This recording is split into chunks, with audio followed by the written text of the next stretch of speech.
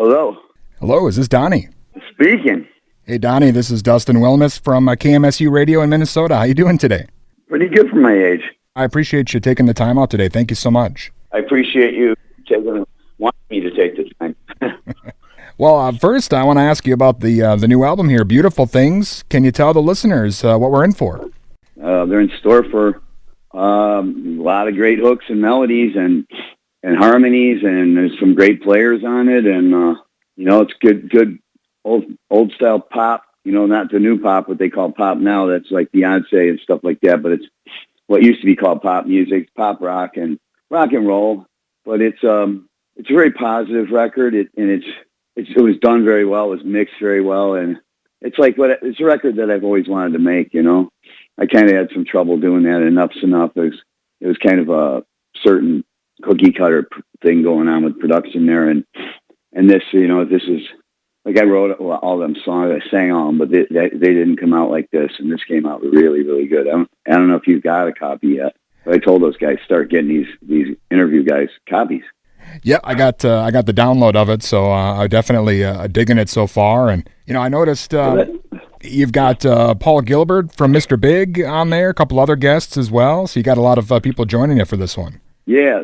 I just called in some favors and got some guys, and most of them, some of them like drummers and stuff like that, you got to pay them. But Paul, he loves. We've been good friends since our first tour was with Mr. Big, and we just became friends ever since. He's always liked my writing and singing, and I've always loved his playing. And so I was thinking, he's playing on Beautiful Things, and I was like, what does this need? It needed something, and so I just, for the hell of it, I sent him an email. I said, hey, would you be interested in playing something on this song? He goes, send it to me, let me hear it.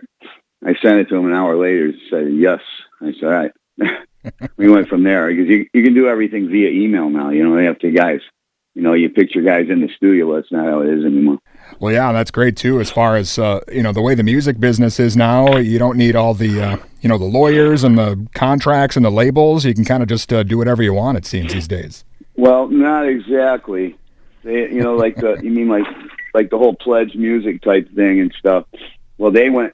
We raised twice the goal for the PledgeMusic thing, and they hold your money until the pledges are all fulfilled. But you can't operate like that, because you got to pay these people as you're going, So we're pulling out of our bank and paying for this stuff and going in the red. And then why we did that, PledgeMusic took a shit, excuse my language, and they went under, and somebody ran off with all the money and left all the artists and all the fans and everybody screwed. Oh. And it happened to Paul Gilbert, happened to everybody that's on Pledge. Everybody got screwed. It was a great concept. I don't know why somebody would do that like that, because it's definitely not their money. That's the fans' money. That's the artists' money. Fans giving that to the artists in advance for their record, And so we're the only ones that are honoring. We made sure we actually took more money out of our pockets and are honoring the deal. We bought the CDs and everything for them. Excellent. I saw the... I got the guy from Jellyfish playing on it too. Keyboard player from Jellyfish, Roger Joseph Manning. Oh, sure. He did a great thing. He played on I Could Save the World. That was really good. He did a great job. He's the only one that cost me money. I saw the video you've got out for Instant Karma. That's pretty cool. You on the piano there with all the girls around and stuff? Well, it's always cool when you're playing a grand piano and out in the frozen lake, and then you're in the studio with a bunch of good-looking girls. It's like they were all there to see me. Yeah, I was in the hospital earlier this year with my pancreas liquefied, like 2/3 of it liquefied, and because I was very sick for a long time after I've been clean and sober, and then I was making this during this record, and even before it, I started getting this terrible burning in my stomach and stuff, and I was sick, and so I started drinking a little bit. I slipped, a little bit of drinking just to be able to get the enthusiasm and the energy to go in there and kick ass on the record, sing and stuff. Because aside from those guest stars on it, I play everything else, and so it's a difficult job. And so little by little, when I do anything, I go big or go home, and so that turned back into a couple bottles of Grey Goose a day. I was like, this is out of control. And I didn't know what it was. I thought it was an ulcer or something, but I was in a hotel and it just went on me. It's just I was down, and there was no doubt call an ambulance, you know. Wow. Because I hate to go to the doctor or hospital or anything. It's usually bad news, and I don't like to go there anyway. But there was no way around it. And so I was in there over a month and starving to death. They couldn't feed me. All I got was ice chips for a month. And so I hated that lull because, you know, I got the record. I wanted to get that going, get things going because we already had started pushing the first, you know, release off the record. And I'm flat on my back. So I was thinking of taking it because I had that Instant Karma as a demo. I had it sitting around. I was like, well, I think I'll take that and see if I can get my buddies that are in bands and stuff to just do selfie videos and send them to me. And I'll have my guy edit them together and put it to Instant Karma. And it'll be something that I could put out while I can't do anything. And I told a couple of people, and they took it further. You know, everybody really came to my aid on that one. It turned into a beautiful thing. And, you know, there's one clip in it where I'm singing on a microphone. That was like 3 days after I got out of the hospital. I was a bit thin, and everybody's telling me, why don't you wait a week or two if you do that? I'm like, I got to get going. I'm hit the ground running.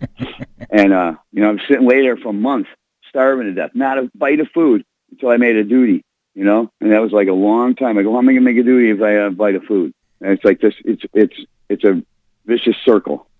And so I obviously a cup of coffee, and that's the first duty I ever made in my life. You know, singers don't do that. But I got out, and they let me out like a couple days later, and I just hit the ground running, and we put that video together, and, you know, a lot of people came to help. The studio, we actually replayed all of the instruments because they were sort of demoed on, you know, I demoed, I like do the drums on like a drum program on the keyboard and stuff. And I play really good drums on it, but they're not real. And so, you know, we got all that taken care of. We got some killer people on there. And then when we were done with it, we're like, well, what are you going to do with this? And they're just going to put it out as Donnie Vie Instant Karma. It's not on the record. It kind of doesn't make sense. And it's kind of like Lennon imitator or something like that. And I was thinking, what would John Lennon want me to do with it? He's all about helping the world, peace and love and sharing and this and that. So I said, well, then we've got to find a charity, you know, that we can work into the video after the footage, and work something in there. We're looking for like, what's a good cause? It doesn't already have 1 million people, you know, because what is my piddly little stuff going to bring in, you know, but at least it would be for a cause, you know. And I found one is the anti-bullying, because I was reading this stuff, and somebody else told me, he said 1/3 of all youthful deaths are due to suicide, and 1/3 of those are due to bullying. And that's a lot of kids, you know. Yeah. So I don't know what that is, like 1/9, but so we did that, and I had a good editor, put it together, and that, you know, the drone shot out in the frozen Lake Michigan out there on the pier, that was really cool. A grand piano out there with the drone camera going around. It's like, that was big league. Well, Donnie, you mentioned, you know, the hooks and the arrangements here for Beautiful Things, and there are a lot of folks who kind of lumped your old stuff, you know, with Enuff's Enuff in with, you know, kind of the glam rock or the hair metal, but I mean, you guys always seem to have, you know, those arrangements and the different hooks, you know, that a lot of other bands around that time really didn't have. Yeah, we weren't anything like any of those bands, and nor did we like any of those bands, you know. But I kind of our first record came out in November of '89, so we caught 1 month of the '80s, but we're the '80s, you know. And we did come out with the glam thing at first because that's what the label, you know, they're like, you know how labels are basically they want to, you know, like a machine. You know, this is what's selling with this, you know, supply and demand. Sure. And so they were like that. And then we seen the video. It's like, wow, look how beautiful we're looking at, you know. And we're always beautiful.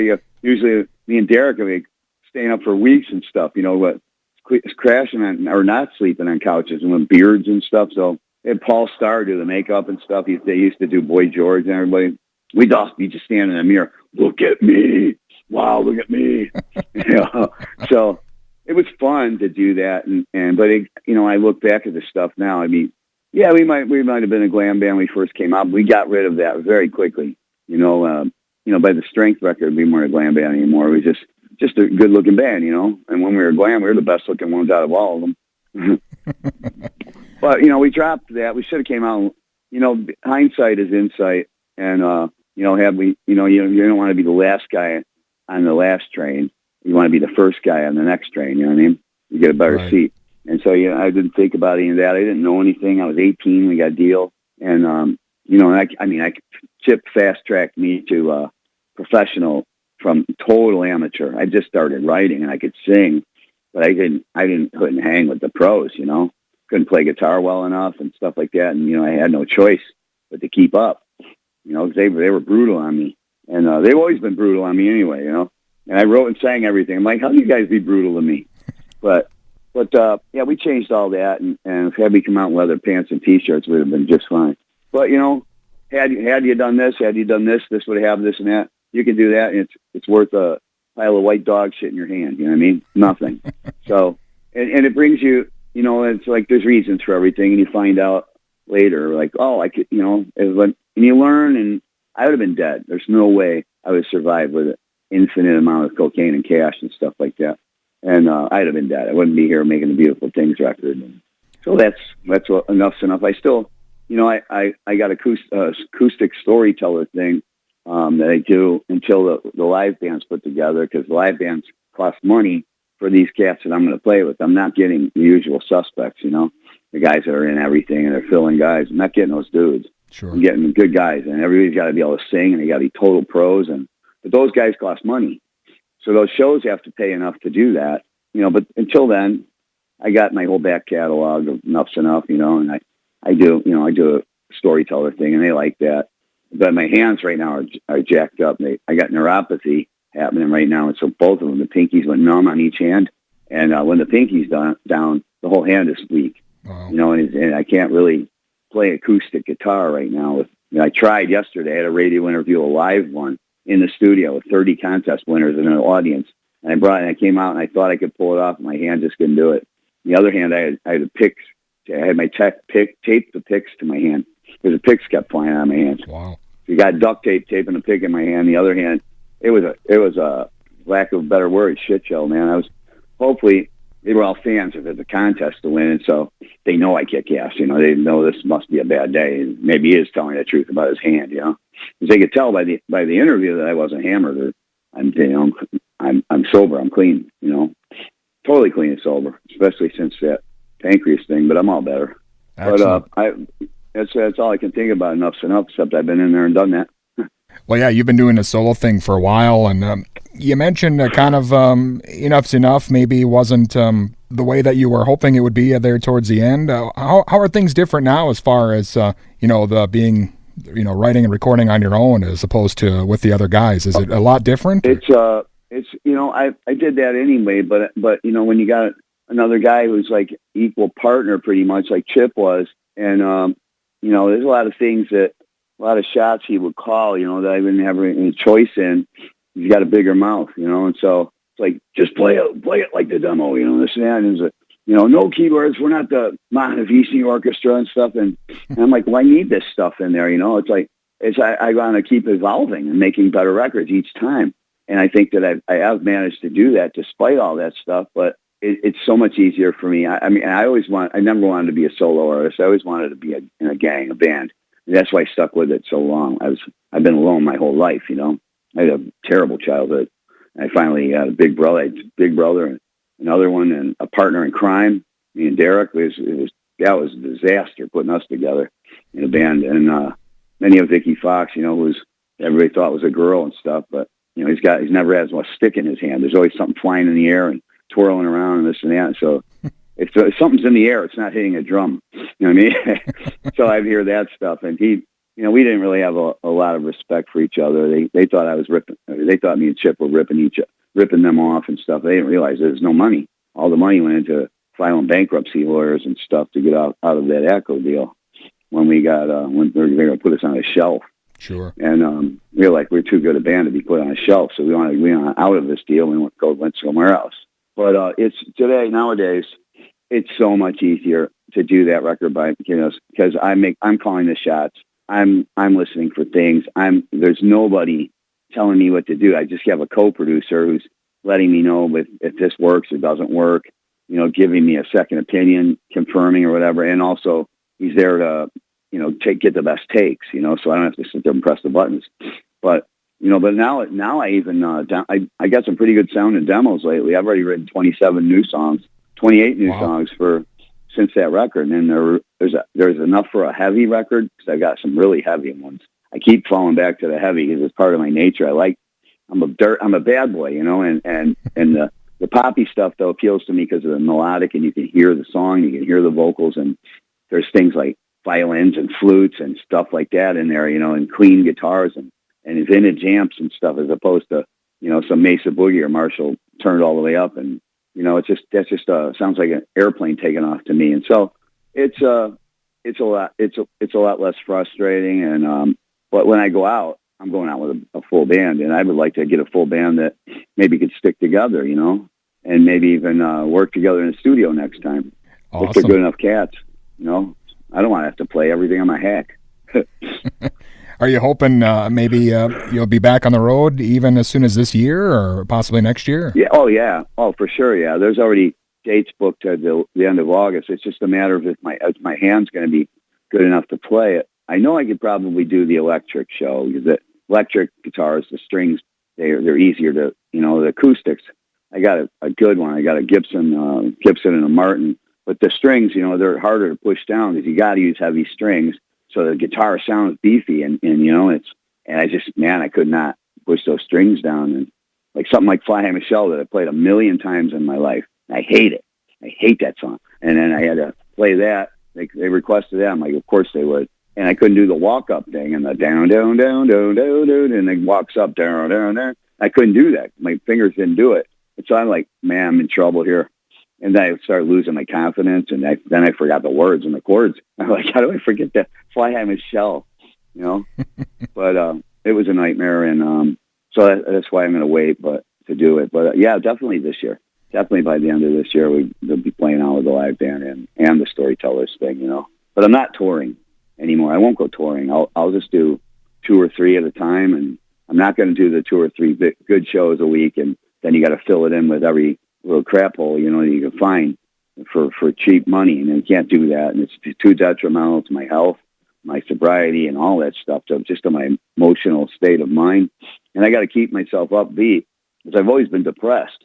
I was depressed in Enough's Enough. I was depressed when we first started because that's why I drank, and I was frustrated and stuff. That's why I drank and did all the drugs, so I didn't mind anything. But then that took over, and the music became second, and the partying became my favorite thing, and that's when I knew I had a problem. But, you don't get the time when everything's whizzing by. You're caught in like a hurricane. You don't get the time to, hey, so let's stop for a while.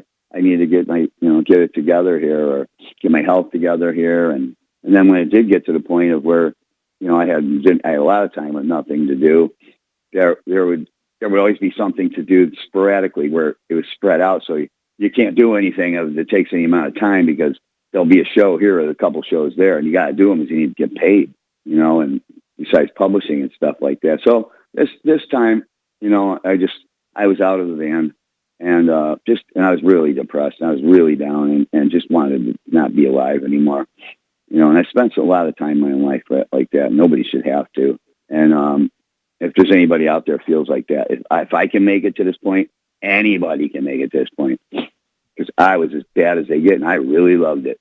I still have fond memories of the partying.